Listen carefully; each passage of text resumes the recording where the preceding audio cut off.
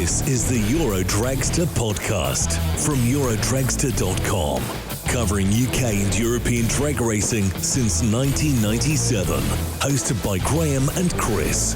This bi-monthly show brings you the latest news, stories and updates from across the drag racing scene, with the occasional guest. This podcast is sponsored by Design by Binny. Now, let's get to it.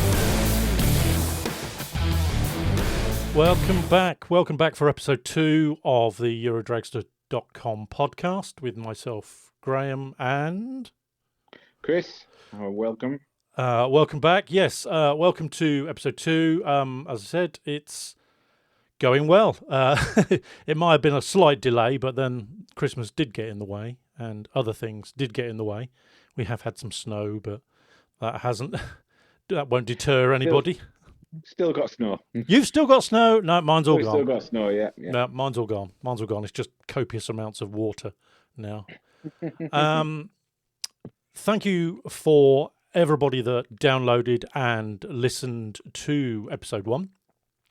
It's around about the 100 downloads mark at the moment. To be honest, I was very surprised. I thought we'd only get about 10. But we seem to have got a lot more than I anticipated, and thank you for everyone that's done that. There was a slight hiccup with one of the hosts, but we got that sorted, and now everything is all tickety-boo. They have, everything seems to be working as it should. As I say, thank you very much that's done that. And moving on, episode 2 is going to be a little bit more how we wanted it to be, really. Like episode 1 was always going to be about us, what Chris gets up to, what I get up to, what the website's up to. We have had some bits and pieces moving on since we last did our podcast. We've had some bits and pieces on the website that we're trial running and looking at and rethinking and moving around, and Dave has been putting bits and pieces together and sending us lots and lots of messages and lots of links to have a look at, and it seems to be moving in the right direction, and I think we are looking good. I think we're looking very good. It's a very good start of the year, ready to prep for the new season. Yep. Where are we? We are just dealing with the status quo, as the season is not particularly started. It's not much going on. There are a few bits and pieces going on. There's a few bits and pieces with dealing with Europe and their rulings and their meetings and everything that they're sitting down with. I think Chris has got some bits and pieces that he's going to enlighten us with that. We're also going to start using some of the details and information that we've got on the website just to bring them forward. So, if you want to listen to the podcast while you're driving, going to work to and from, or you want something to listen to in the evening of us rambling on about miscellaneous stuff, skipping over our own words and repeating ourselves constantly, we're going to do that. But when the season really kicks off, it's going to be full steam ahead. It's going to be a lot more on live reporting, a lot more post-show analysis and things, and how people got on. And we will hope to look at some personal bests and how people have moved with their journeys and their driving and their riding. Also, Mondays with Championship Stories seem to be going very well. Another one ready tomorrow. I believe part 9 is due tomorrow. I've already started on part 10, and I've still got plenty to go. Still more names to pick on. Also, I'll just add to that, if anybody wants to still be involved in that, always time, plenty of time. I can keep going as long as you keep sending me your championship stories. What I might do on the social media pages is pretty much later today or tomorrow, I might put the link back up and throw that back out again, get some people. I know some people have actually sent me a second one. I'm probably looking at someone on my WhatsApp link here that probably hasn't even done his first one. But are you looking at me there, Graham? Well, you're the only person on the call. Yeah. So there's always room for plenty more. I've still got lots of more. This one tomorrow is rider special. So basically, they're all riders of various bike classes. Always welcome as we scope on everything. So great. So as far as moving forward today, I'm going to hand over to Chris, who's got some bits and pieces that he's going to go through.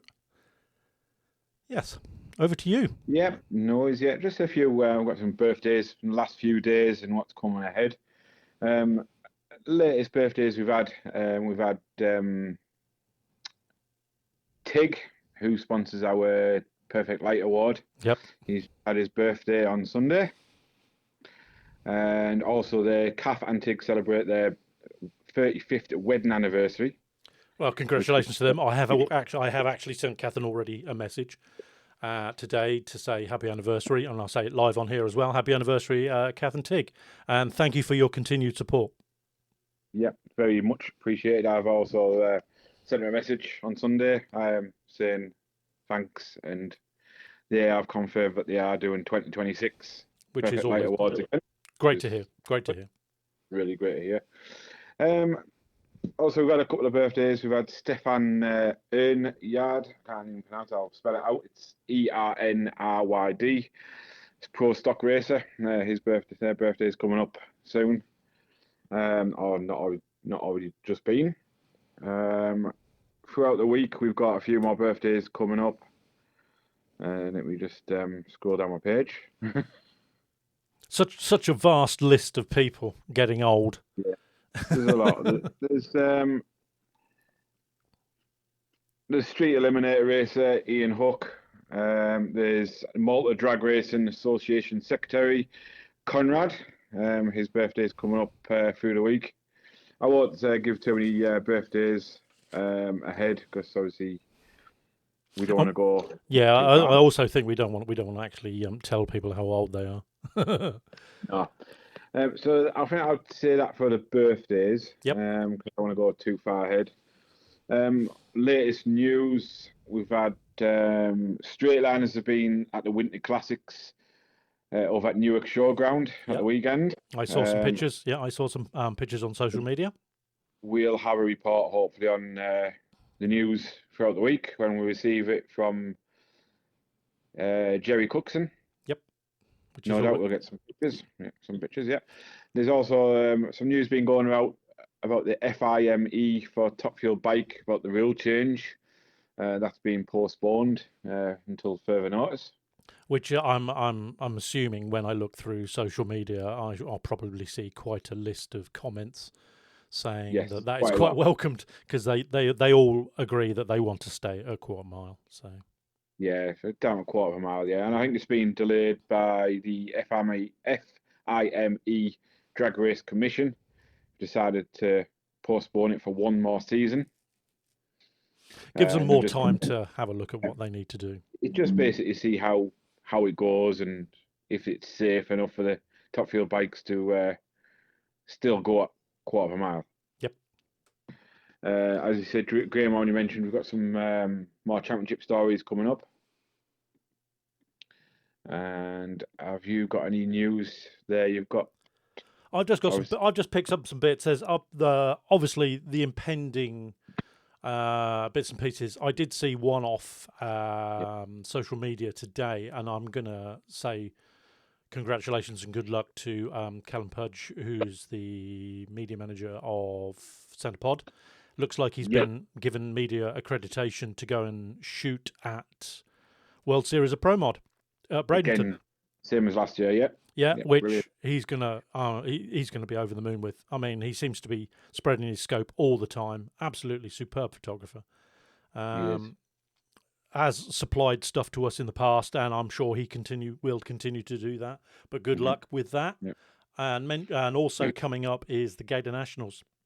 That's the first real big NHRA event, and kicks off their 75th anniversary with that. And I've just had there's loads of legends apparently going to be at the Gator Nationals, so there's lots of people turning up. Yeah. Don Garlitz is going to be there, Kenny Bernstein, Shirley Muldowney. We'll do our 100% best to cover that on the news. Yeah, as much as we were lucky last year that we had quite a few Brits go out as part of the package. And so I sort of was a bit cheeky and asked them to bring some bits and pieces back and some info and some photos. It would be nice if we could get some words and pictures off Callum. I'm going to ask if he listens to this. I don't know. It would be nice. Drop me a line, Callum, or I will drop you a line. It'll be nice. Yeah. It might be interesting to see if Ian Marshall goes back out and he's on the start line, because I believe he and Colin were out there only to watch, but then got involved. So, well, that was great to see. Yeah, go ahead. Just going back beyond the news we've got there, we've just announced, obviously, just so we can crack through some stuff. Perfect Awards. Yep. For Euro Dragster, we are seeking sponsorship for the Perfect ET and the Photo Finish Award. So basically, the ET Award is presented to the first racer of each event to record plus 0.000 on their index or dial-in. And this award is open to various of classes, and the winner receives £50. Yep. On selected events. And also the Photo Finish Award is for the closest green light non-breakout elimination race, and that's determined by distance rather than elapsed time. And this is done after the event. Therefore, the winner receives both drivers races on that race at the end, £50 each. So it'll be £100 per event. So we are seeking sponsorship for them two awards. If you're interested and would like to sponsor us, please get in touch at editor@eurodragster.com. More details can be found on the news page on eurodragster.com. Well, I'm just going to elaborate on the Perfect ET. For the past 2 years, Andy Hadfield was the sponsor of it, and it was the Haley Hadfield Memorial Award for the Perfect ET. Andy has decided, for his own reasons, and we thoroughly support his reasons, to step away. And we are thankful for his support over the past couple of years. Yep. Very grateful. Very grateful for all his help, his wisdom, his friendship, and his financial support with the sponsorship. That leads us on to how the reason is we have to start either looking elsewhere. We did have the Photo Finish Award was originally was Bob Roberts. It's we lost him a couple of years ago as the sponsor. Beginning of last year as a sponsor, and unfortunately, so we decided, in order to keep it alive, we sponsored it ourselves. But now the time has come, while it's a little bit quiet, and there are a lot more people out there that are wanting to back us, and I hope they will continue to back us and spread the word that other people can back us. We're looking for, obviously, the Perfect ET and the Photo Finish Award. Just to reiterate the fact that the Perfect Light Award is already in the hands of Bad Habit Racing with Kath and Tig Napier. Long-time supporters, great people, always message me post-event, always, the one good thing about that as well is if the awards don't go, they go up. They get a slight rollover. I think it's only a £25 rollover, but they roll over all the same. So if one doesn't go at one event, it rolls over to the next. But they are first come, first serve. So the first person to get it takes the money, and then that's finished for the whole event. It's not a continuation. Several people can't do it. So I just want to make sure that people understand that that's how that is. Yep, definitely. And also, if you don't think the awards is for you to sponsor, we do have other sponsorship opportunities on the website, ranging from the homepage, news page, going onto other various pages you can sponsor. If you're interested in getting your company or your name or your race team on the website as a sponsor, advertise it, get in touch again at the same email, editor@eurodragster.com, and we can reply back with various options for sponsorship. Yep. There are lots of people already on board, and when I say we're very grateful for those, that they are continuing to come with us. Some of them are still questionable. I'm not going to say who, and I'm not going to say why, But there are still some that are up in the air, and they're still deciding. We will do all we can to keep them on board. There are some new ones, and there are some old ones. There are some. We've had great supporters over the years, and when we've adopted some of them. Some of the sponsors have been there since the beginning, since 1997. And that's phenomenal. And I'm sure even Tog and Simon would say exactly the same thing. It's a phenomenal back-in for people to give theirs. And at this moment in time, financial purse strings are quite tight. So for them to just back us is great. But going on the sponsorship side, we lost John Tebenham last year as a sponsor due to his reasons, obviously, with his race cars. Yeah, his financial commitments, when races come on board, Kindly and very appreciated, re-sponsored the website again from basically this weekend. JT thank you very much, JT. Yeah, JT is a hell of a character. If you're not sure who he is, he drives the fabulous McQueen car. Yeah, fabulous Lightning McQueen, which is actually blue chrome in colour, so you can't miss it. It's great to see him doing what he does. He had the fabulous Crew Killer as well. He has now since sold that, and I know I've seen pictures of that with someone who's now developing it as a turbo car. Good luck to him. It'd be nice to talk to him one day, see how his plans and things like that. But it's going well. It's going well. And as I say, the whole reason that we are looking for sponsors is this is how we run it. This is how we can bring it toward to you. There are financial costs involved with running a website, as everybody knows. The podcast has a financial website. Yep. It's the photographers. It's the servers. It's anything we provide to you all comes at a cost. Yeah, and that may be financial, and that may be a physical cost, because it does take a lot of time. It does take a lot of time out of our day, out of our working week. I know both Chris and I have day jobs. Chris will come home from his day job and he'll go and do website work. I'll come home, I'll sit and look, and then go, oh, right, I have some classifieds that I need to do. I have messages from Nigel and Usual Car Sales and that I have to edit and setting up events we'll be doing in the next few weeks, ready to go live. That's our next biggest thing is setting up our live events for next year. As Chris intimated last time, there are a heck of a lot, and we will get something from everyone. I know we will. It may be words, it may be pictures. It will certainly be mostly at Santa Pod. It will be live reporting. We will continue on the nostalgia events, the main events, all the sportsman events. We will always continue with that.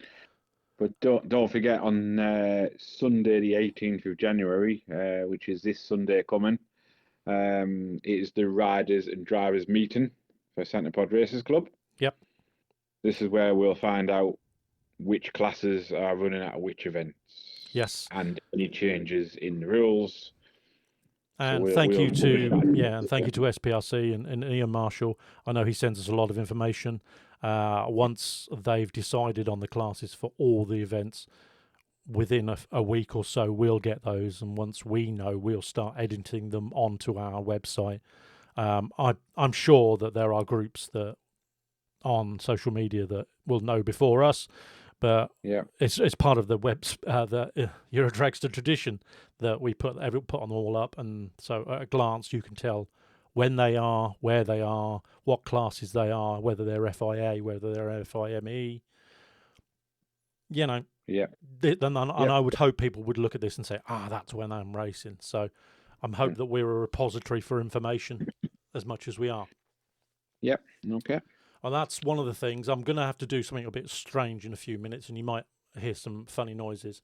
That leads us on to the podcast. The podcast, I was surprised that pretty much after I uploaded episode 1, I had somebody come on board and want to sponsor our podcast. If you've been on our podcast within the last 5-6 days, you will notice that the logo has slightly changed because it now bears a sponsor logo. this gentleman came to message me and said that he was very interested in helping us out and being part of our little chat. And we had always said that we were going to have guests on, and this gentleman that has backed us for this year on the podcast is joining us in a few minutes. And I will actually have to say to Chris, I'm going to disconnect from one line and reconnect with another. So be back in a second, Chris. No problem. No. So I'm going to keep talking while my fingers do the dialing video. There we go. Hopefully they'll all be, and hence the dial tone, because we're all over the place. We are all over the place. Ah, there he is, sitting in the dark just like me. Good evening, Mr. Jamie Binney and his guest. Good evening, Jamie. Good evening. How are we, gents? We are very well. I'm very well. I'm very well. That's better. Oh, there he is. There's the other Nathan. There's Nathan, the other beardy weirdy. It's a shame if I know we're going to be on video. No, you're not being live recorded. It's just audio. It's like us. We have a total face for radio, so that's Yeah, definitely.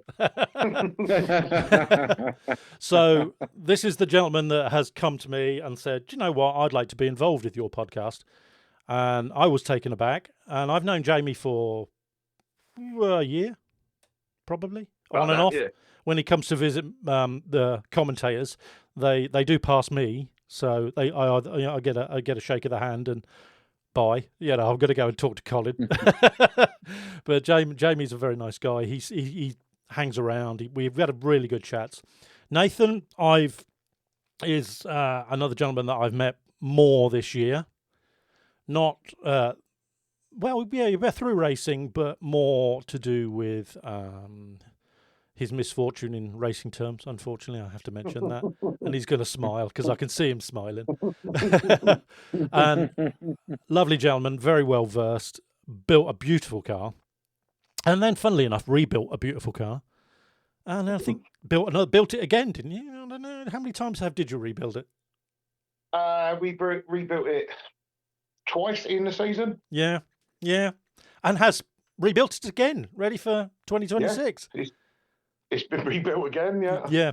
He can't actually see, but I'm actually wearing a T-shirt that's a bit of a homage to him, because he'll raise a smile when he sees what it says on it, because we've been watching social media, and he posted a message on social media that said about Pro Mod, so I wore my World Series of Pro Mod T-shirt just for you, because he said about everybody was selling up, and which is true. There are quite a few people selling their Pro Mods, and everybody told him to go and buy one.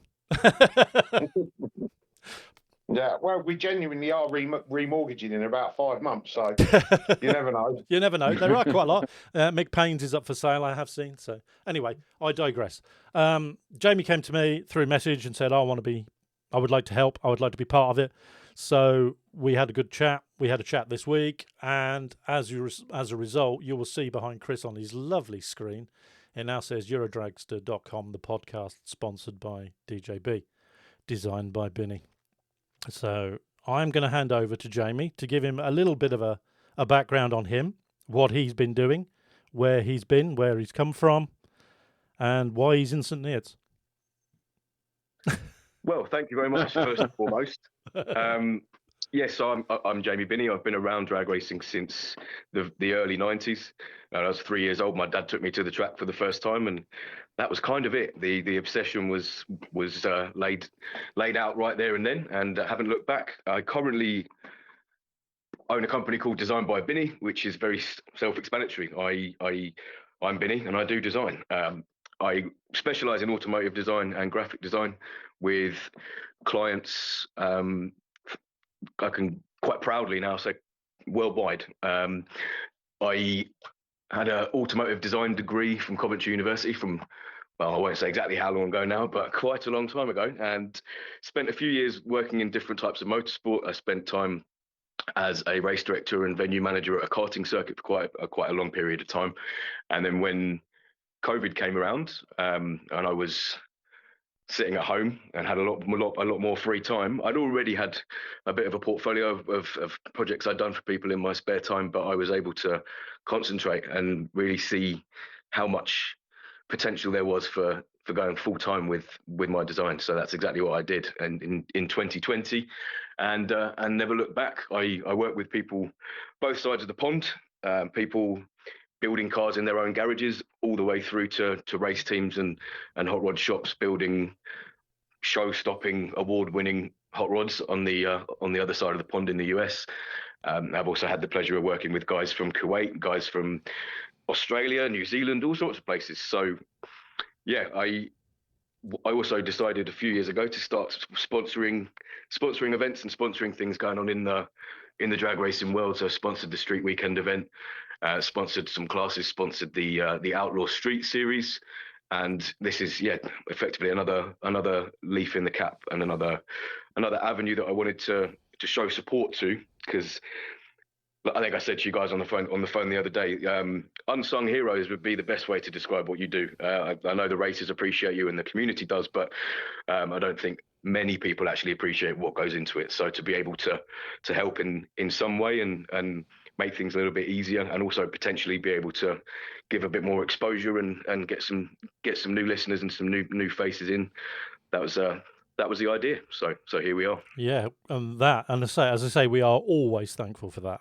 And I mean, I was very surprised that somebody jumped in on that straight away, and I was like, yeah, nobody else is offering, I'm taking that man's money. Hold my beer, as I said in the week. there's nowhere I'd rather give it. So, well, that's great to hear. My pleasure. That's always great to hear. And so, effectively, Designed by Binny is you colour in for a living.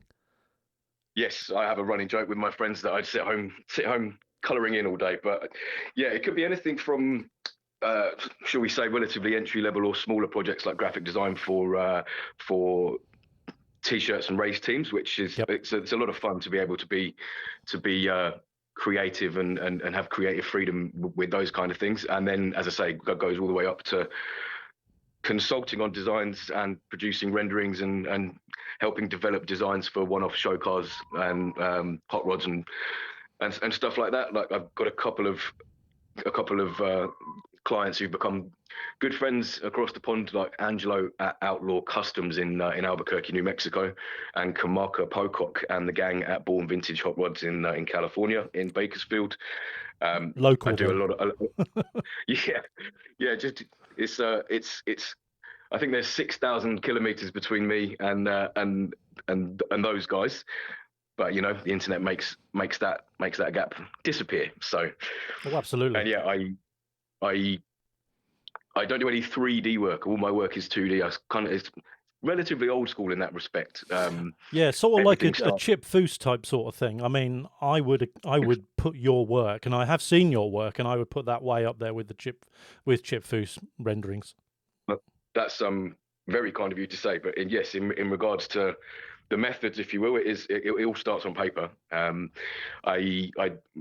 My finished work and my renderings and all the sexy polished stuff is done in Photoshop, but the foundations are all laid with pen and paper. It's the best way to compare it. I don't write lists unless they're written on paper. I don't write lists on a computer. I don't really type out lists on computers. I like to be able to have a physical item in front of me that I can work with, and the same goes for the work that I do for other people. Whether you want a simple design, whether it's you're building a car but you're not sure about what color and trim and what wheels and that kind of thing, or if it's something you're building that's completely bespoke from the ground up and you need components designing, it all starts with a biro on some paper, and then it develops from there based on what the customer needs. And yeah. Well, it's quite funny because as I say, I've seen a lot of your work on social media, and it is exceptional. There's no way that I could do that. That's the sort of thing that I would have loved to have been able to do. And I do a bit of graphic design every now and again, but nothing on your league. Which brings me on to the question: if you do graphic design for drag cars, how comes Nathan's is just black? It's not black. Why is it dark purple? No, it's not purple. It's grey. Well, that's a bit. It's a bit ironic, this one, because Nathan and I first originally met when I started posting prolifically during or just before COVID, actually. COVID. Yeah. So when I had my Instagram and my website sorted, I was offering. Back when I effectively had no reputation whatsoever, because I hadn't had any work out there. I was offering hand-drawn artwork, sort of for Christmas presents or for gifts for petrol heads. And Nathan got in touch, inquiring about some T-shirt designs for a green 4th gen Camaro that he was racing, and I did some designs then. Did quite a lot of artwork for that car, and then I'm sure we'll get into what happened to that car. But then that car was no longer Nathan's, and then Nathan got another car, and I did some renderings for that, and then I did some more renderings for that, and then that car never got finished, and then Nathan sold that car, and then Nathan bought another car. Basically, meaning that the only car that Nathan has raced since I've known him is also the only one that I haven't drawn or done any artwork for. So, what people can't actually see on this podcast is Nathan sitting next to you laughing. So, because he's like, oh, I know what he's on about. But little off on a tangent question here, and this is directed at Nathan. Going from a green Camaro, I come from an oval racing background where green cars were unlucky in racing.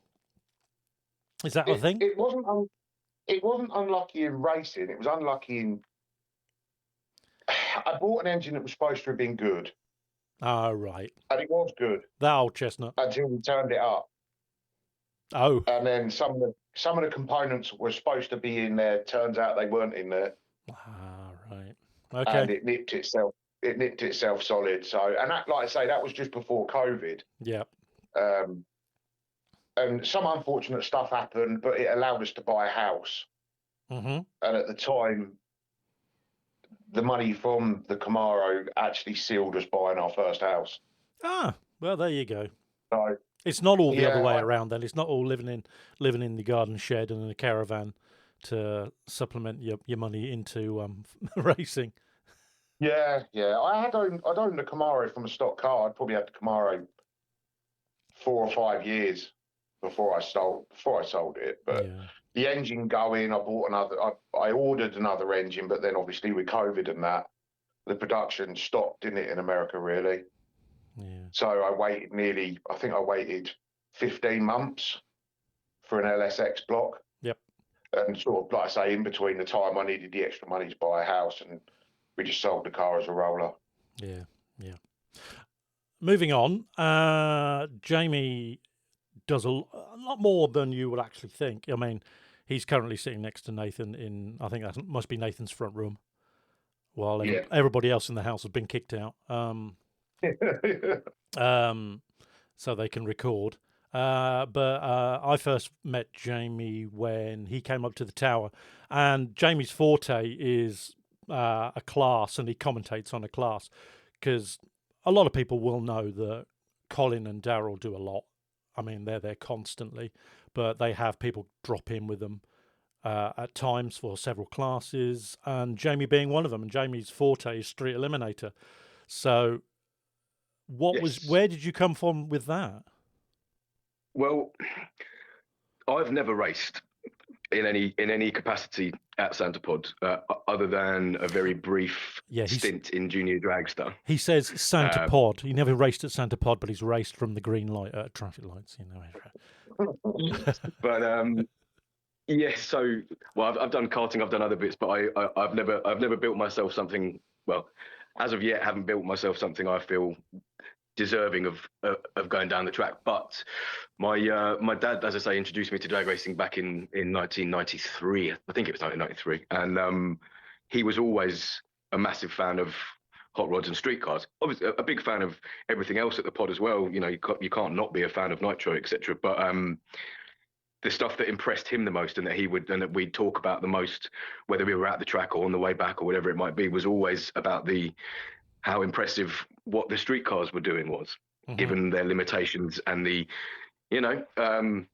to be street legal in this country is there are quite a lot of boxes that need ticking and quite a lot of headaches along the way. And also just the idea of being able to impress somebody with the performance that these kind of cars can deliver, and then say, yeah, if I wanted to, I'll just pull off the end of the drag strip and drive it home is just an extra dimension of cool as far as I'm concerned. And so with that, it like I say, from an early age, it was one of my favorite classes. And then in, I guess, probably around 2020, when I started trying to promote myself and go full time with the business, I had some friends in the street classes more than I'd spend more time in the pits with the guys from those classes than with any others. So that it was also where some of my first work and t-shirt designs and artwork for teams came through Street Eliminator and drivers and guys in that class. So that's it remains one that I have. The class itself remains one that I have the most knowledge of, mainly because I literally speak to those guys more than I speak to guys from other classes. And it's cool now that if you go down the Street Eliminator pits, it's like the Design by Binny art show, because there's so many pieces of work that I've done hanging off the trailers, and t-shirts for sale and merchandise for sale and stuff. And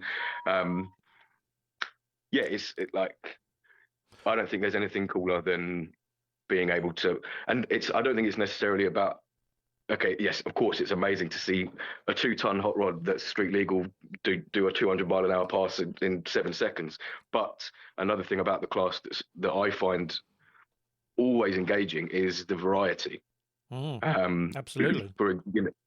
So like, I know, like for Street Eliminator specifically, you have to run 13 seconds to be allowed to run in the class. But that means technically you could run 12.9 seconds and be in the opposite lane from a car that's got 3,000 horsepower and about to do 210 miles an hour. But if the car with more power doesn't make the cruise and complete the mandatory cruise that all cars have to do before eliminations, then it doesn't matter if you've got 3,000 horsepower if you haven't built something or haven't had the luck to keep it all together for race day when the points matter. So it's multi-layered, and it's very interesting, and there's always innovation happening and interesting things going on. So I know that's the case with the majority of the classes.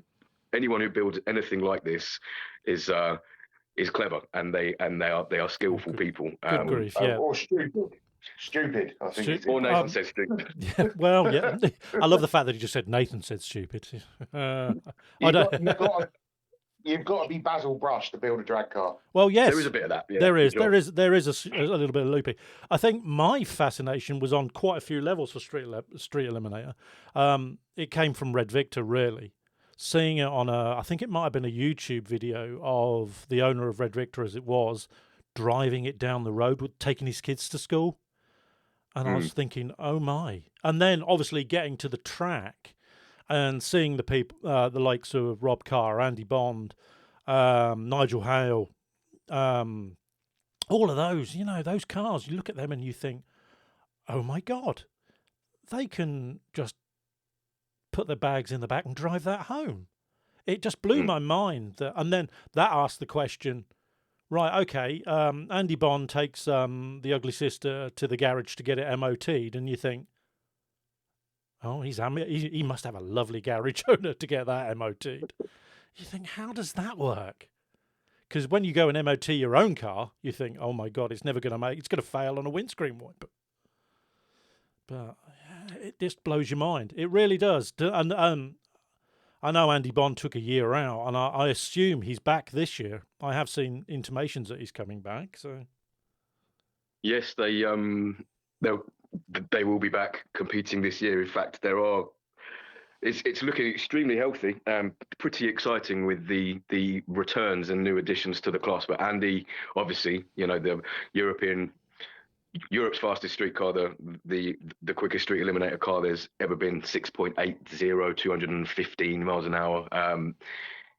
Having had that year out, because they are now back this year, but they're not the only ones, because along the same lines, joining Andy back in the class for 2026 is Mark Todd, who was when in the last few years, at least, when he was racing the Aston Martin that's now been sold to Joel Kerr, the two of them were, I guess you call them the heaviest hitters of the class, and it's pretty easy to see why, given there was even an event a couple of years ago, I think maybe 2019, so a few more than a couple, but they exchanged the streetcar record multiple times in one weekend. I think Mark went out and ran 6.83 at 211, and in the very next pair of cars, Andy went 6.82 at 212.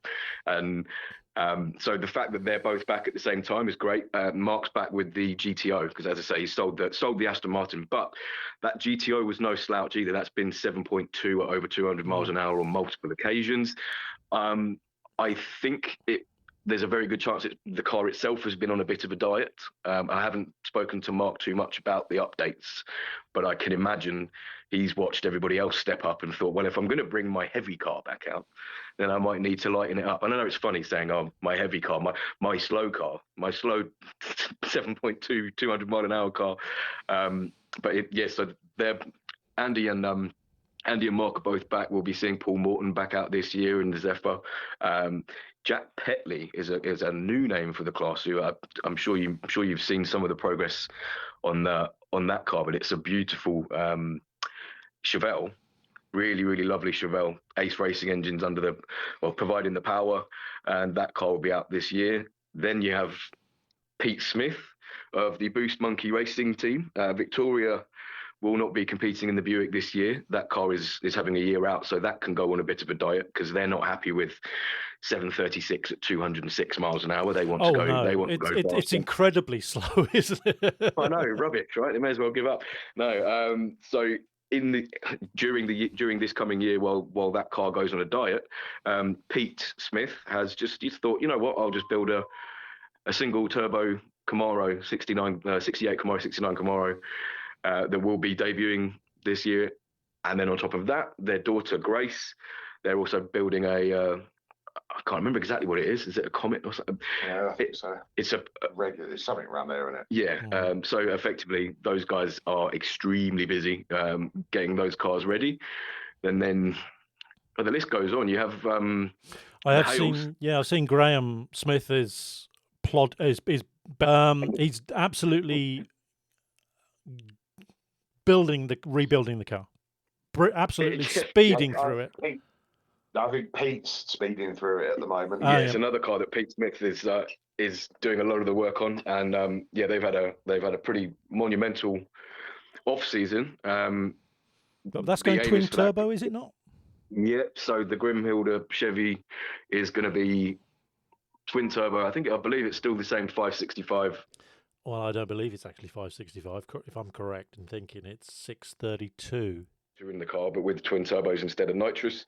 They're going from the matte black that it's been known for a few years to a shiny gloss black. I did some renderings and some artwork for those guys for that as well. And drop, shameless. You got to say. You got to say. Yeah. Oh well, thinking of that actually, Andy, you mentioned Andy Frost. I know he's not racing anymore, but the original Red Victor 1, he had been rebuilding that for 4 years, and it was finished last year with some help from myself on the paint scheme for that as well. So just like I say, just shameless plug, but why not? And then there's a few others. We've got the Hales.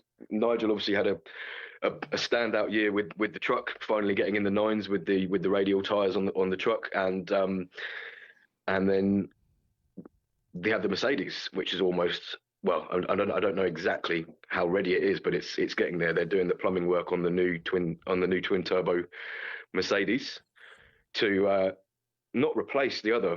So there will be two Hale Mercedes now rather than just the one. Yeah, I assume Al Mac's back, so in the Volvo. Yeah, a lot of the regulars returning, and then Joe Stevens, who's been back, has been competing this year in the Cresta, will be back in the Sunbeam this coming season. He actually brought it out, I think, at one of the last events of the year. So he's that car is definitely back in action and will be taking part this coming season too.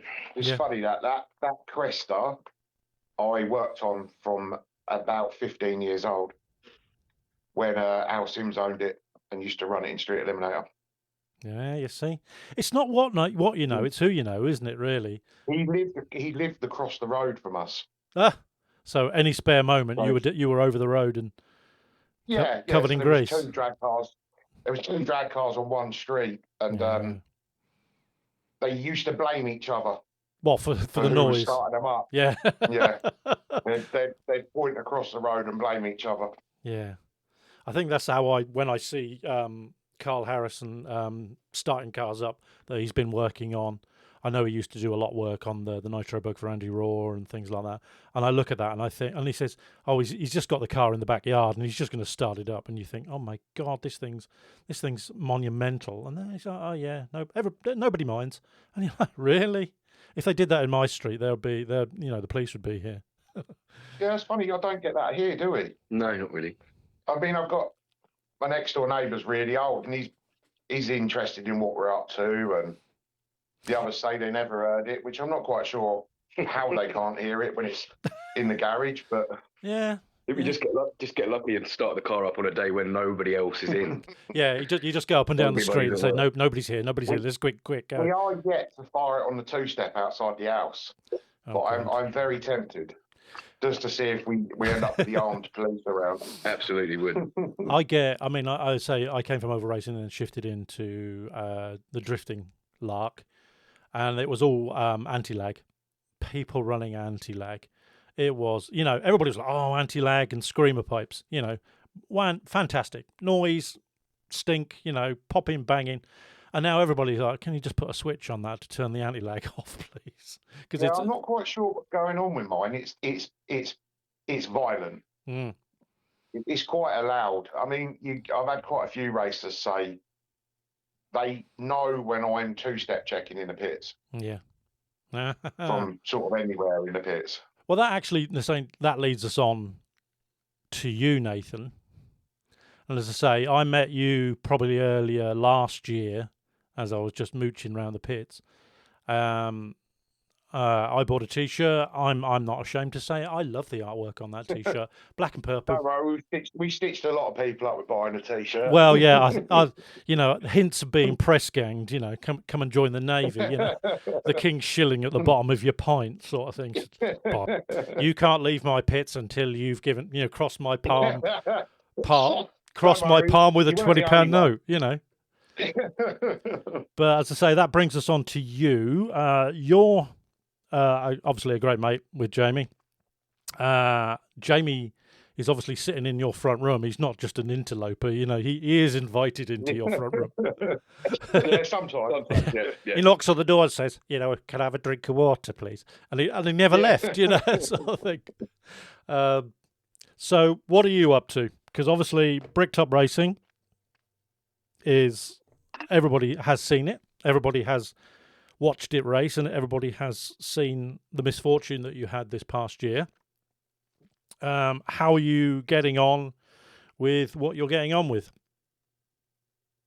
Yeah, I know we had a little bit of misfortune, but it was the first year. You always have new car blues. We had a little bit of misfortune. I mean, it wasn't misfortune. It was me being stupid. I basically got two wires the wrong way round, and we made £38 a boost on the line, which decided to separate the head from the block and split the gasket out the side of it. But it was more stupidity than anything else. So when somebody comes to you and say, your first year, and it was a steep learning curve, you said steep, it was vertical. Yeah, it was in places, but we still got 2 number 1 qualifiers, didn't we? Yeah. We made a final, in first year of racing. Yeah. I mean, it's not my first year at Santa Pod, but it's my first year of I call it MSA racing for myself. Driving in anger is what I call it. Because people say when you've had your car on your drive and it's been idling and it's ticking over, and you say you've never put it on the 2-step, and it pops and it bangs and it hops and it shakes. That's by the by, but it's when you drive it with your foot buried into the pedal is what I call driving in anger.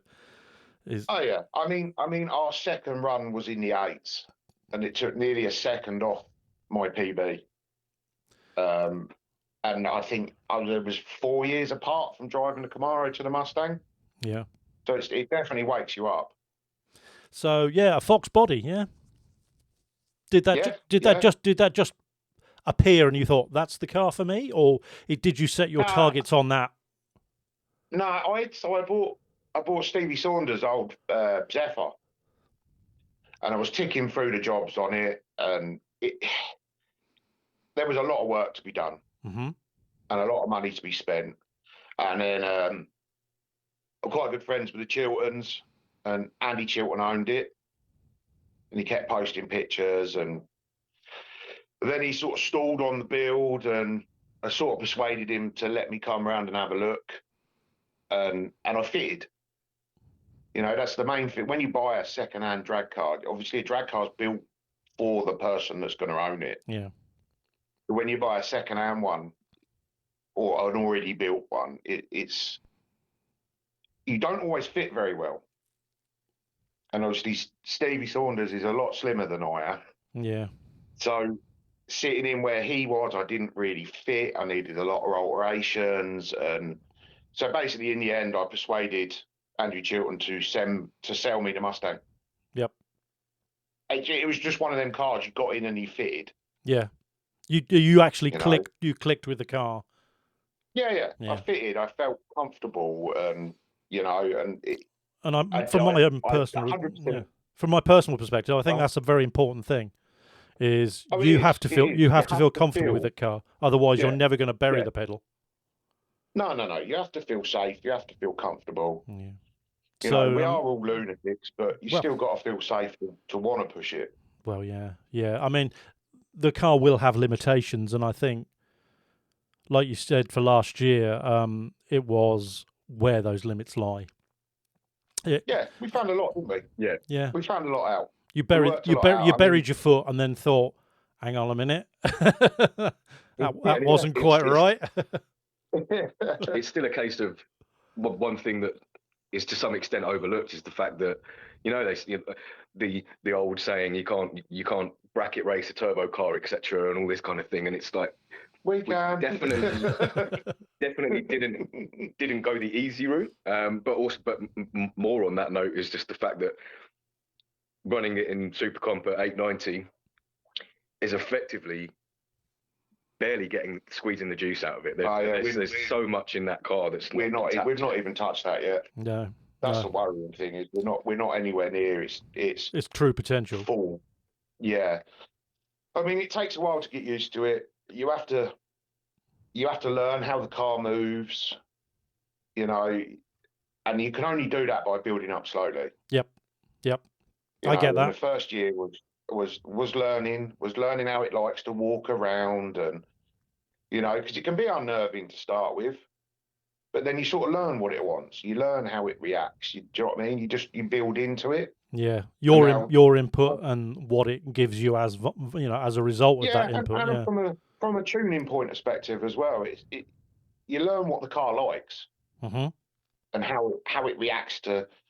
Because like I say, you're not supposed to bracket race, especially not index race a turbo car.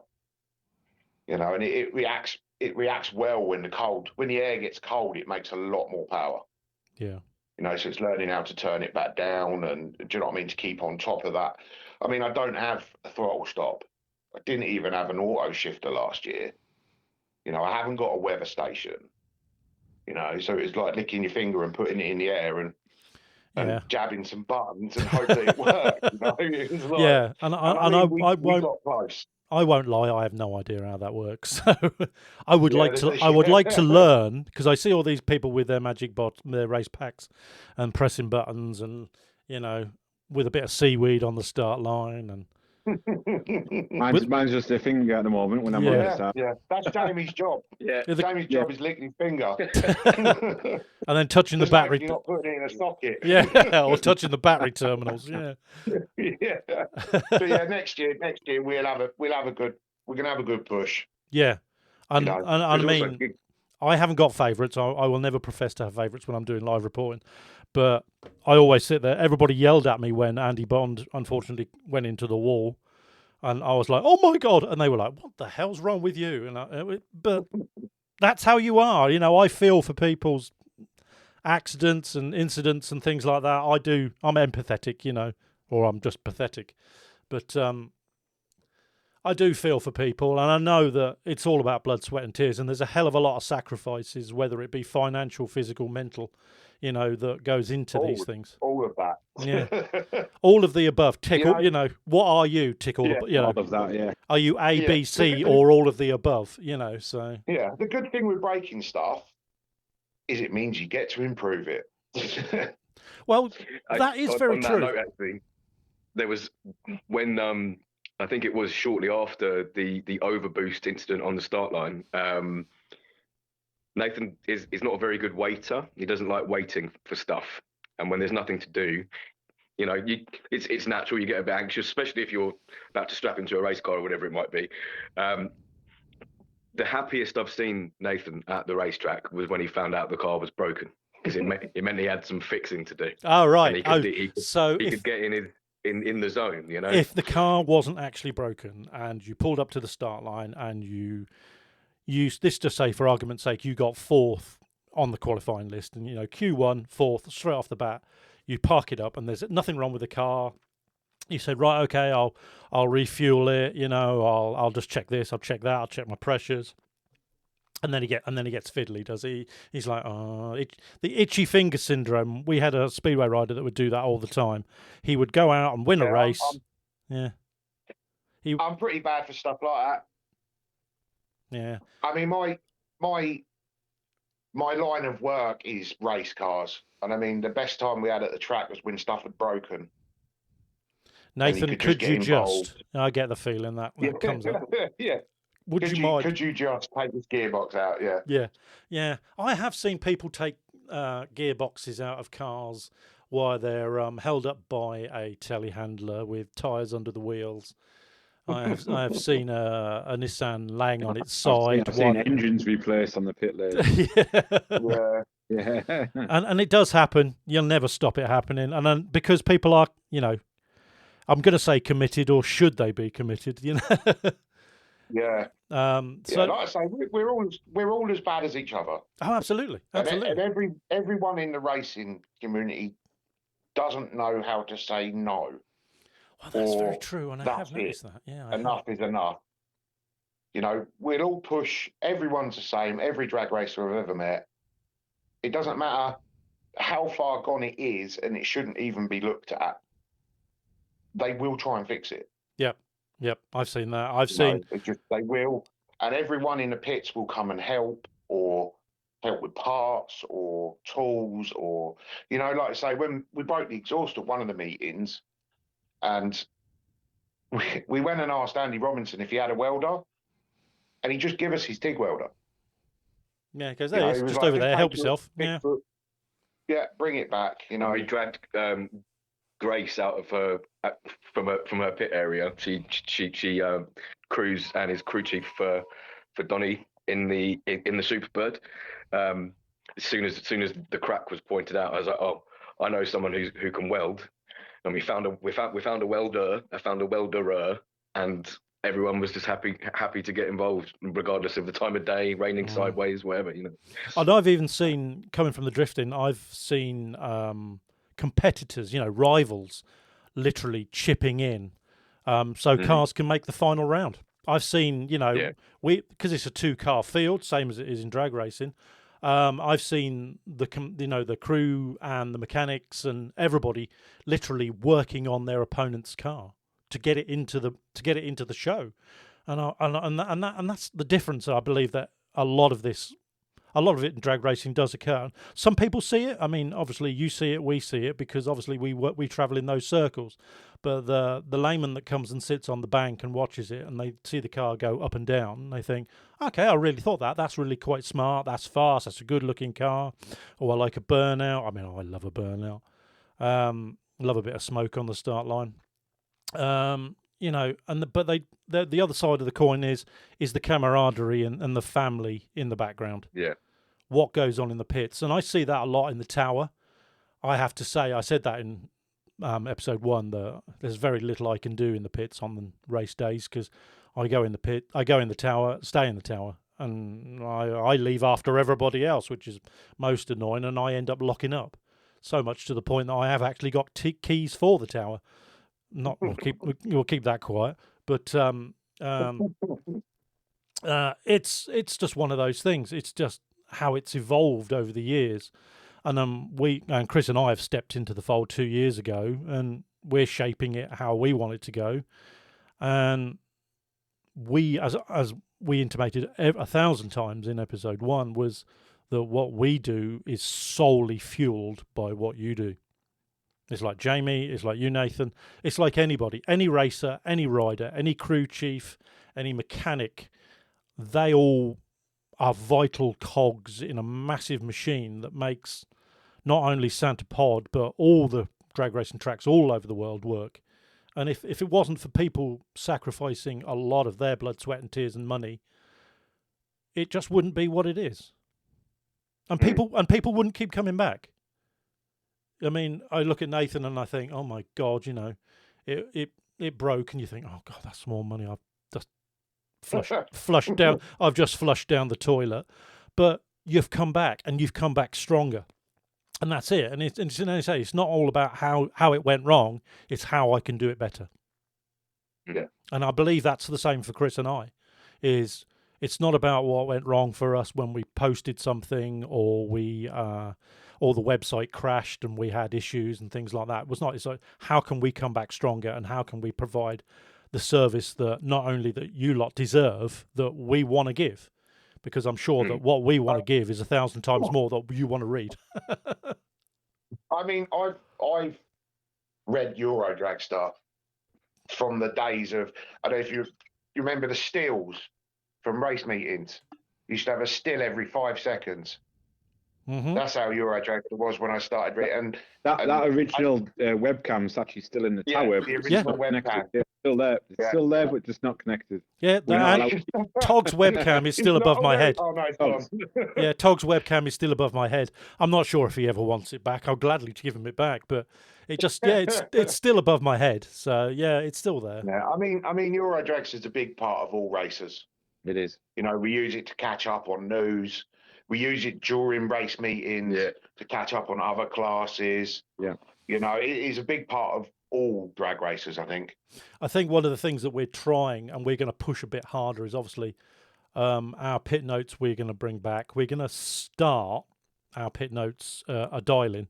So we're just in the process of trying to get into the dial-in days so we can do a little bit. We won't announce who's doing the pit notes yet. We'll publish that on the news a bit later. But yeah, February. so what we're going to do is we want to get into a dial-in day, not for, well, I suppose for both of us. So we can do a little bit of reporting on the dial-in day, but also we want to work with this person that's going to do our pit notes. And the one thing that we're really desperate to get back is the Discord channel.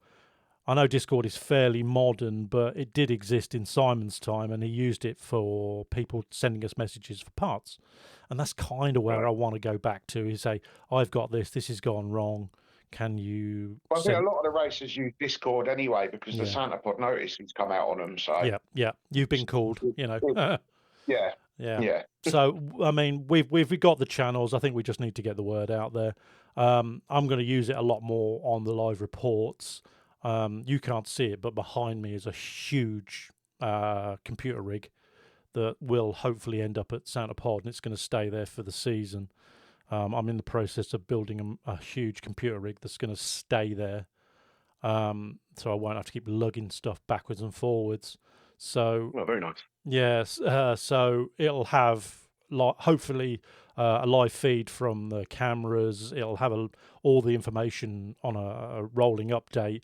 It'll have the commentator screen is going to be connected into it. So that's part of the history as well. So it tells you who you are, what you're driving, where you're from.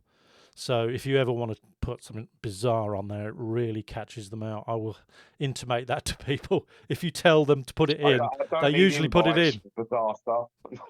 Yeah, I have seen some absolute gems on there, but they're not for broadcast. Yeah, so 2025 for you, Nathan, was a learning curve. You knew where you needed to be, what you needed to do, and what you needed to do to make it better. So that leads us on to this season. I put 2026, but we are actually in 2026. I have to talk about it in the present now, don't I? Rather than the future. Yeah. So your plans, drive fast, drive hard. Yeah. Win.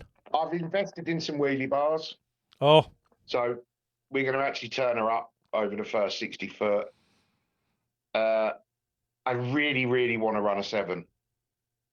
That is upper 7s. Are you looking at upper 7s first? Yeah, just a 7 for now. Yeah. We'll get to the 7s and see if I can get into 760 heads up. Okay. I mean, it's a long way. It's a long way.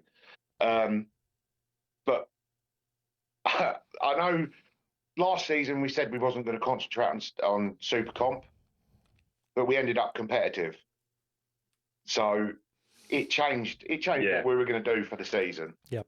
Even with the issues that arose, as we arrived on site for the European finals, already with a broken car, already had the issues that we'd had, and basically the main event was a complete write-off.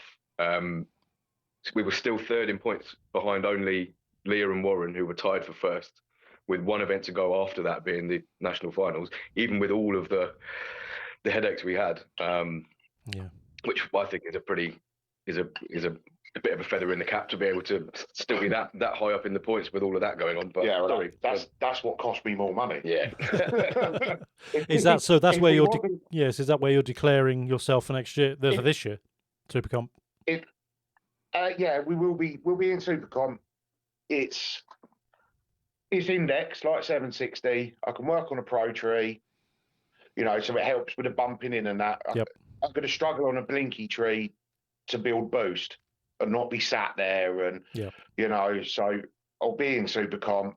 Whether we behave and try and run 890 or not will be another matter. But fortunately, like I say, with Super Comp, hopefully just a 7. How it is, your target going to be Leah Keller? I think everyone's target's Leah Keller. Yeah, I was going to say, she got a big bullseye painted on her now, has she? She is. Their whole team are brilliant. Yeah. They're so on the ball. What is it, 5 years in a row now? Yeah, absolutely. She beat me in the final by 8,000. Yeah, it's 0.009. She beat me in the final. Not that he remembers that at all. He's got. No, I do. I do. He's got that on. I just think if I wasn't wearing my glove, I'd have had enough to beat her. Yeah. If I just didn't have that if I didn't have that Malteser, before I strapped into the car. The semi-finals was a whole shot win by 006 over Ellie Brown, and the finals was a whole shot loss by 00 something to Leah. That's just incredibly tight, and it's great to be up there. I think I might have retired if I'd have beaten her. To be totally honest. Right, that's it. Yeah, mic drop. I'm out. Put it on the trailer. I got my trophy for second, so yeah. I could just imagine that you beat her. You knock her out. You knock her out in round 1 of eliminations. You drive into your pit. You put it in the trailer, and they go, "What? Is it broken?" You go, "No, I'm done, mate. I've achieved all I need to achieve for the rest of the year." Yeah, but yeah. Hopefully we can run a 7. I mean, a couple of our sponsors have stayed on. Sponsors really help. Absolutely. My mate's decorating company, Top Decks, they've put money in again this year. And then I've got Untar have put money in again this year. We've lost a couple. We're sitting on the verge of gaining one big one, one good one. Which he's going to sit on until it's confirmed. Sounds like Chris and I talking there for a minute. The guys. I agree with Nathan on that with the sponsorship. Sometimes you don't need to rely on it, but then sometimes you need that extra. With what happened this year, it's massively helpful. Even if they just cover the entrance fee, which is what happened last season. It just covered the entrance fee. I didn't have to worry. I mean, we've all got day-to-day lives. You know, I've got a mortgage to pay for. I'm still paying off building the car. You know, so you know, I turn that car around in a year. Yeah. And I don't earn enough money to turn that around in a year. So no, I've borrowed. Do you know what I mean?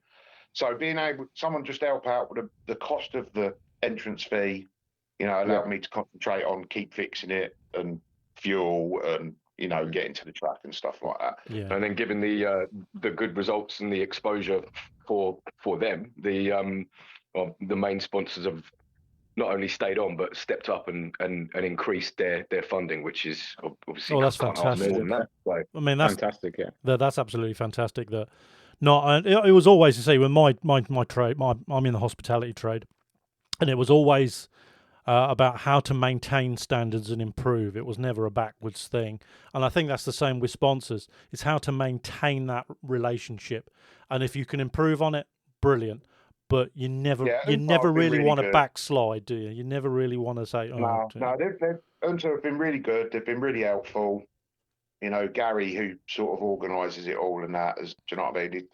They've been watching the live stream. They never had anything to do with drag racing, but they've watched every meeting on the live stream. They haven't been able to get there last season, but you know, it's also bringing new eyes. Yeah, yeah, you know, they'd never seen anything about drag racing. They took a punt with us. Yep. You know, and he's been he's thoroughly enjoyed, and now wants to come to the pod. Yeah. You know? And I think that's how a lot of it is. I mean, they say, "Oh yeah, I was talking to someone. When was it? Yesterday? No, day before yesterday, about what I do." And they go, "How's the website going?" And I said, "Oh yeah, we do this and we do this." And I showed him some pictures, and I was just showing him pictures off my phone, and he was just dumbfounded that this goes on. And you never knew about this, because obviously you know that it goes on in America, and all the big heavy hitters are out there and they get the best of everything. But you say, well, that's just as big in this country. And I did see some posts floating around, a bit of a tangent, about somebody wishing that they could encourage more Americans to come and race in this country, because they would be surprised about how competitive this country is with racing. Yeah. Remember the days when Melanie Troxell came over with the R2B2 Pro Mods, and I think she lost in the first round after struggling to get hold of the track. You know, that's when Santa Bob was still asphalt, and I think it was the European finals maybe. They came over with that team, and they did, after the event, run the first ever 5 on UK soil when they went or the record, like 5:93 or whatever it was. But they they certainly had a bit of a task, and some strong competition that saw them eliminated in the first round. I've been trolling through quite a few of Nick Pettit's YouTube videos from Cannonball and Euro finals and main events and things in the past, and I've been going through those, and you look at them, and we're not here to roll over to the Americans 100%. I think they came here thinking, oh, you know, we've got the best of everything. We can certainly push them into the dirt. But I don't think it ever ended up that way. They came here leaving gone, oh God, you know, what was that all about? You know, I came here thinking I could win, but nah, never happens. I've introduced quite a lot of what I call roundy racers. It's obviously where I work, and I work with a lot of roundy mechanics, and we had a guy, one of my mates at work, he's worked for Lola, he's worked for Janetta, he's worked all over the world. Yeah. And I had him come to a race meeting, and he was in absolute shock at the standard of builds, and the fact that I'd say 80% of drag racers build their own stuff. Yeah. You know, it's middle class people that can't afford it to pay for, you know, people to build their cars for them. Yeah. And like, I was explaining to him that it's people like me, just in a garage. You know, we're just putting stuff together, like the steam bike. Yeah. Completely boggled his mind. It was like, what do you mean someone's built it in a shed? Oh yeah. Like, Graham Sykes. We've got a bit of an update on that. So we've got a bit of an update coming on that as well. So Graham only lives 30 minutes away I live, so it's You've been poking him. Yeah. Oh, actually, I live in the same town as Steve Saunders. But you know where that is, Nathan. Sure, he came and got the race car off him before. So yeah, it's a long way away. It's grim up north because he's still got snow. Yeah, and we've just got. I've still got snow. Yeah. Well, where you are, Nathan, is you're pretty much. I come from Cambridgeshire, so I would have been closer to you than I am actually to Chris. So. It took me about 4.5 hours towing the trailer to Santa Pod. So. Yeah, it's 40 minutes for me to the pod. Yeah, it's embarrassing. Yeah, we're going to end the call now. yeah. Bye. 20 minutes from work. 20 minutes from work to the pod as well. So. Oh, good God. Wow. No, I don't think anybody can beat John Webster. I'll just get in the race car and drive it down.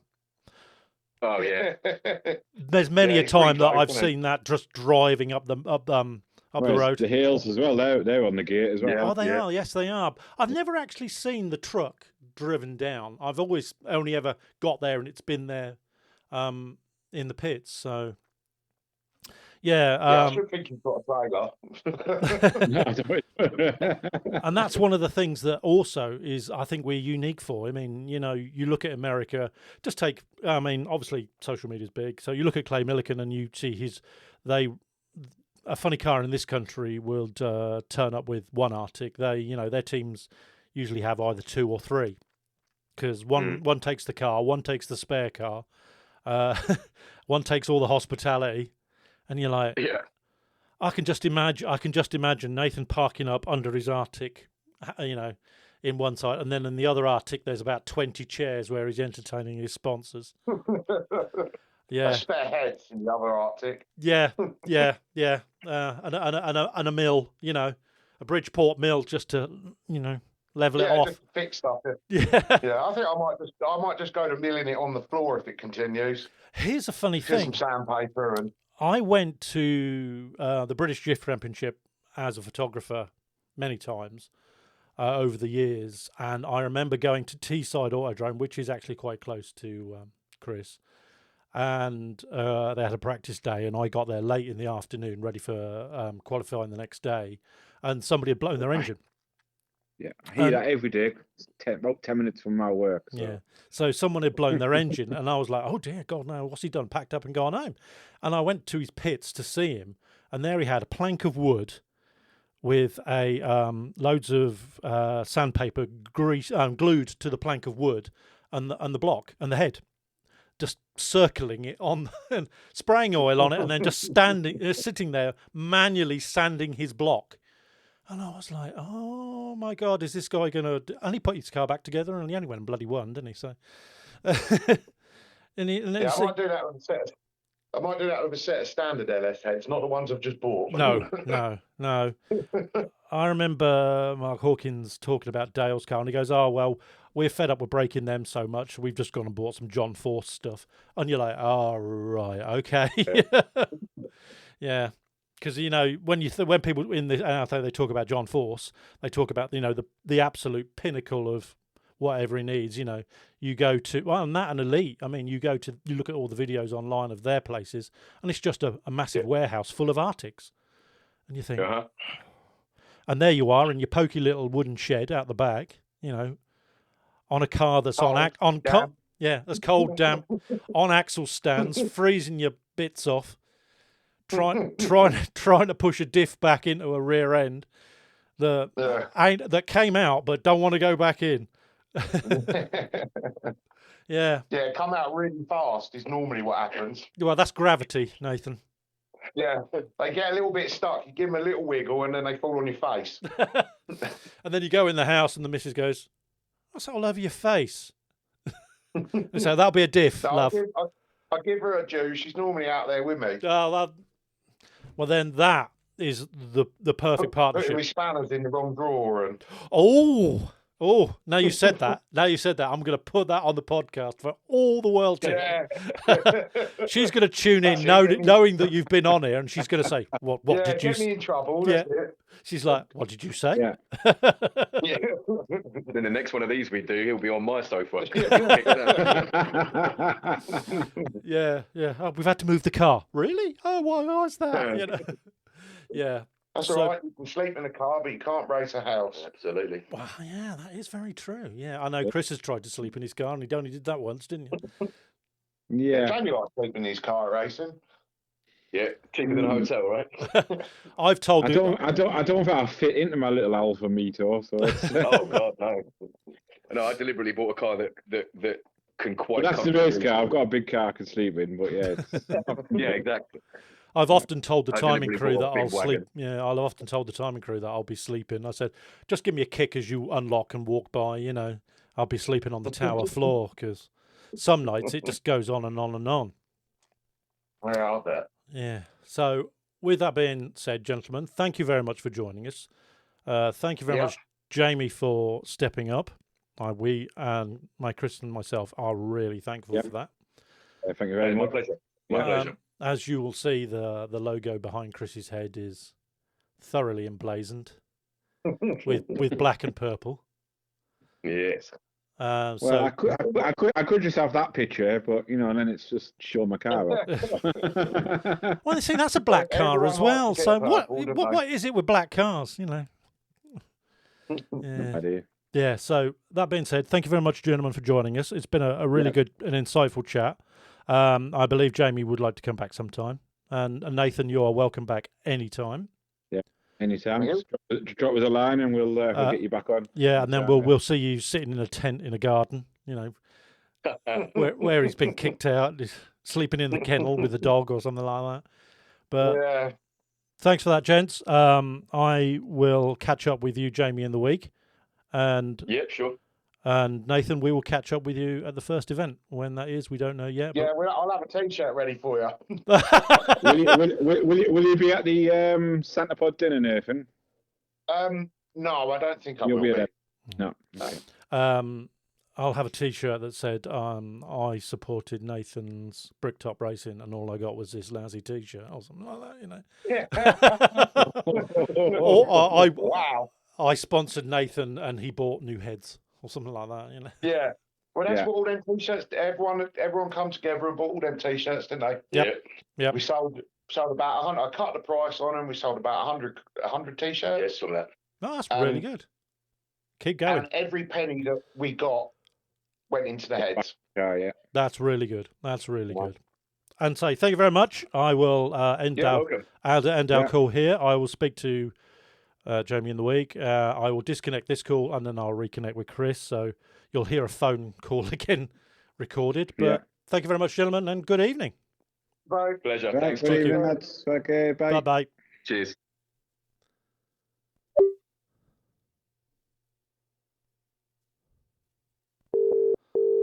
And there we go. The call is going back through to Chris, and he's picked up instantly. Hello. Anybody thought he was staring at a laptop, That was brilliant. I love those two guys. That was really good. Yeah. That was really two guys. I hope you two guys, the listeners, when they hear this, weren't too bored. I think they're very insightful. I think they're very down to earth. I think they're going to do a lot for us, and they're going to do a lot for themselves over the coming season. I know Nathan will not compromise on anything. He will, if he needs to get out and push it, he will probably push it over the line. It'll be nice to see him win. It'll be nice to see him take a round, and it'll be nice to see him take a championship. And I think with all racers, that's effectively what they come to do. They some of them, I think they think, well, I'm happy to be here because I enjoy racing, but looking at the brutality of it, they really want to win. Yeah, I know. Kirsty Tram, one of our Eurodragster people, wants to win. Yeah, yeah. He wants definitely just want to win. Stem the flow. Yeah. Stem the rage of an Arabian Night. Yeah. Definitely. So we've got a few bits and pieces before we draw to a close on this podcast. We got Chris has got some upcoming events that he's got on his list that we want to bring them to the table? Yeah, there's not a lot coming up at the very moment. Yeah, the first race we've probably got is the Speed Show at Elverton Airfield on the 28th of February. Yep. But if you want to see more details on that, obviously go onto the Straight Liners website and you see a bit more on that. We have the Darling Day coming up at Santa Pod in March. Yep. We've got Dakota, 21st of March. That's organised by Straight Line as well. You'll see that on there. The national opener for Straight Line is officially starts on the 22nd of March. Which I believe, that's the Santa Pod. Yeah, they start and finish really, don't they, this year again? So. Yes, they do the start and finish as usual for the last few years. Yep. I shall be there for the first one. As I say, I know Kirsty would like to be at the Darling Day. I know you want to be there, and I know I want to be there, and I know it's at a weekend, so I know I can make it. Just got to make sure that I'm not doing anything else, or I've not been pre-booked by my partner. So, but no, we want to, as Eurodragster.com, we want to start the season right, and I think with the season starting comes from the Darling Day, really. You know, it's when people come, they know that they can get runs. They come in and they look at their cars and they think, right, this is what I've done. This is what I want to get done. No, I know working on Championship Stories, I get to see people's winter plans because that was one of the things that I asked the people what they were doing over the winter. But there's an event what comes before February, which is Spitfire Raceway. That's on the 31st of January. Yep. Next drag and drift event. So if you want to get your fix for the 2026, if you need some speed and some tyre rubber, get yourself down to Cornwall to the track at Spitfire and get yourself some practice in. I'm sure they'll like to see you down there. Yep. I would love to attend myself, but it's a bit of a drive for me. So well, if it's a bit of a drive for you, it's probably even more of a drive for me. So but not complaining there. I know Chris and myself want to make it to a lot more places this year. So I want to go to Melbourne this year. I don't know it's going to be a bit of a jaunt for me, but I'm going to make an event of it. I'm hoping to be at Melbourne a lot more this year. I'm going to do a bit of racing at Melbourne as well as Santa Pod. Yep. With Melbourne's only an hour and 30 minutes away from my home. It's a bit easier to get to. Well, yeah, absolutely. And I think you've got one more thing for the SPRC. Yeah, don't forget, if you want to get yourself to the Santa Pod race, where the Racers Club dinner dance presentation evening, which is at the MK Don Stadium. Don't forget closing for your tickets Saturday the 17th, which is this Saturday coming. Yep. So get yourself on the Santa Pod Racers Club website and get your tickets bought, get your form in. If you need any more details on hotels, and it's all on there. Yvonne Tram, who's the event organizer for Santa Pod Racers Club. I assume there's more details on the SPRC website. You'll have an email address and a phone number there, so get yourself booked up. It is a great evening. Everyone's there. So. Even if it's, even to see everybody get their trophies for their championships, and the after dinner entertainment is quite fun as well. If the truth be told, we're trying, and I'm still formulating how we're going to do it, but we would like to come and to do a podcast from there, record it after the event, which might be a bit dangerous considering that alcohol is consumed at that event. But we perhaps would like to catch some people. Maybe if we get there early in the afternoon, we could probably do it in the afternoon before the event. It'd be nice to talk to some of the champions before they get their trophies. It'd be nice to talk to the event organisers, talk to Ian Marshall, talk to Yvonne Tram, talk to Colin, because obviously he'll compare the evening. It'd be nice to talk to Keith Bartlett. If he's, I know he will attend. I know he's a very busy man, so it depends if he's got time to come before and after. So. Yeah.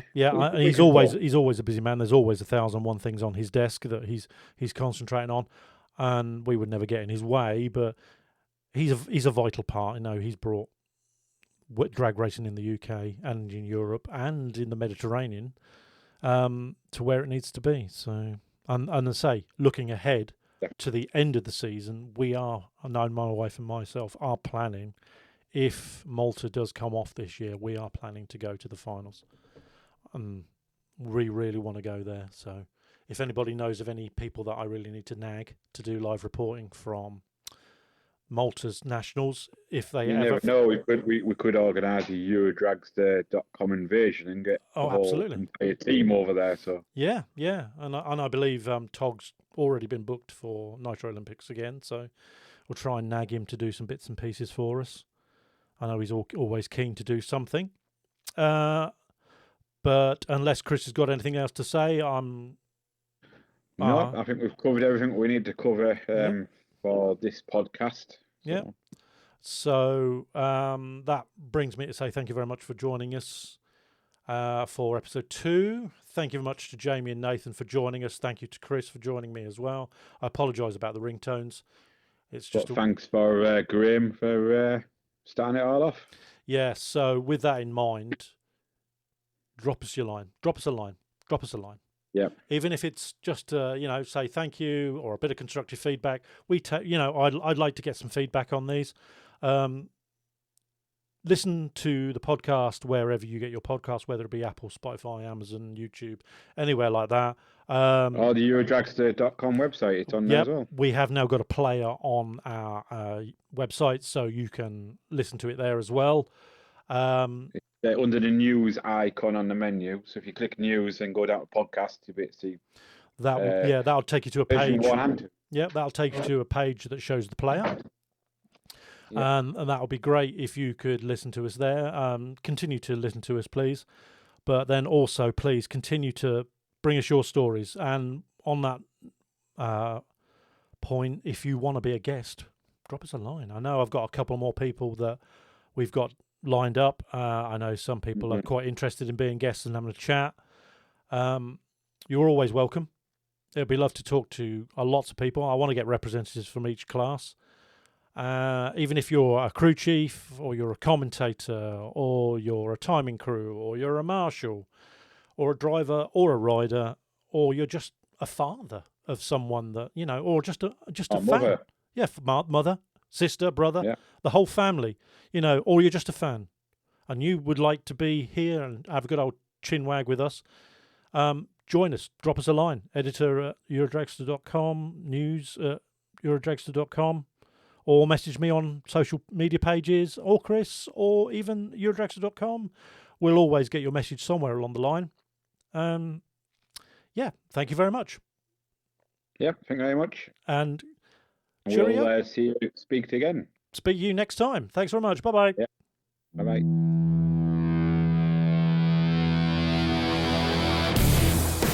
That was the Eurodragster podcast. For drag racing news, reports, galleries and classifieds, visit Eurodragster.com. Join Graham and Chris next time for more from the world of drag racing.